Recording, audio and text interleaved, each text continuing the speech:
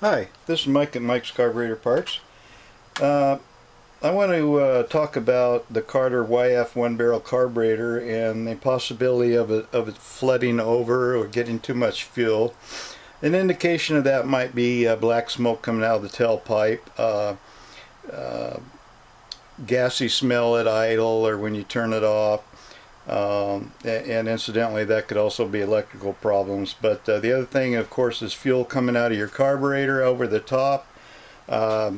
Generally, if you're getting too much fuel, it'll leak out through the throttle shaft here. Throttle shafts can't be completely sealed off, and not that you need to anyway, but get too much fuel flowing in here, it hits your throttle plate, and the first thing it does is run out the side. Now, the other thing to think about, it may not actually be flooding over if you're smelling fuel, etc.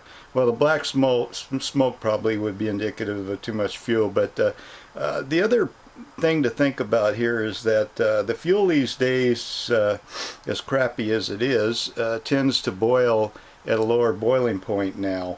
And so what you'll get a lot of times, you drive your car out there, you get it hot, you go to a car show, you come home, you put it in the garage, you turn it off, and the gas immediately starts boiling, boils over, and boils out of the carburetor. Now, if that's happening, chances are next time you get in a car, probably won't start right away. You have to put some ether down the throat or something to get it started, or crank it a little while until the gas gets back in and fills up the float bowl.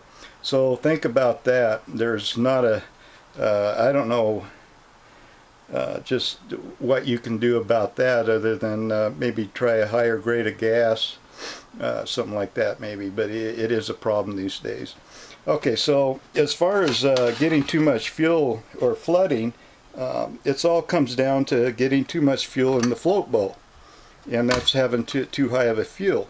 So what could that be? Well, it could be the float adjustment on these things, and on the YF you measure it from the top of the float bowl to the bottom of the float, like so. Okay. Use your chart that comes with the carburetor kit. We also have this chart online for the YF, and find your vehicle here and get as close as you can. One of the caveats here is that you may not have the exact carburetor that came on the car, so be careful about what you're looking up. If you don't see your combination here, then get to the closest engine size you can. Okay, and make sure your float level is good. Check your float. Maybe your float is bad and it's sinking, and that you can shake it if you hear any fuel in it. Of course, it's leaking in and it weighs too much. You have to replace the float. The other thing you can do is heat up some hot water and immerse the float into it, and if there's any leaks at all, even no matter how tiny, there's going to be bubbles, because what happens, the water heats up the inside the float and it expands and it wants to shoot out through any hole. Okay, so check your float out.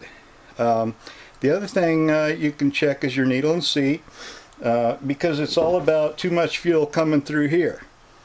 Okay, somehow it's coming through here, too much of it. The float's not closing off or something like that. Now, make sure when you do your rebuild you're not putting too much pressure on your needle. You could have damaged the tip, the Viton tip, and it's not sealing.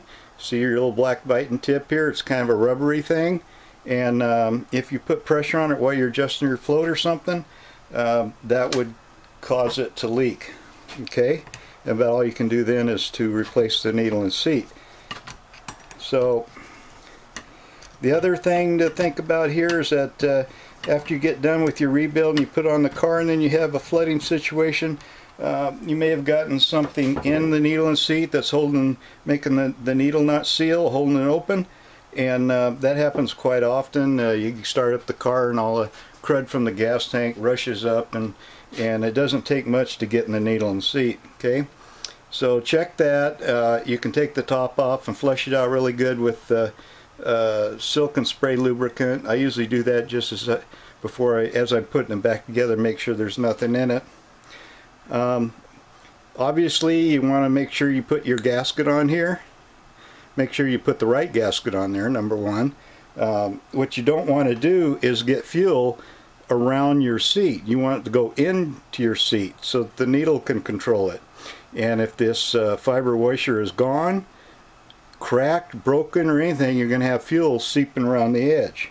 Okay. Also, it doesn't happen often. Make sure you don't have any cracks, or maybe you got some debris in here you didn't get cleaned out good, and it's holding this seat up a little bit and causing it to leak.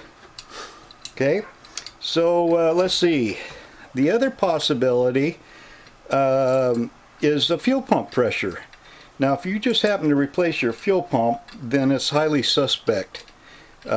These new fuel pumps being made are just don't seem to be a very good quality, and you could be getting way too much pressure out of your fuel pump, so you're going to have to check your fuel pump pressure.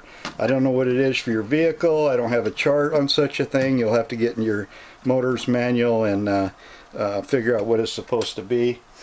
I'm guessing around 5 on the YF, but I don't know that for a fact.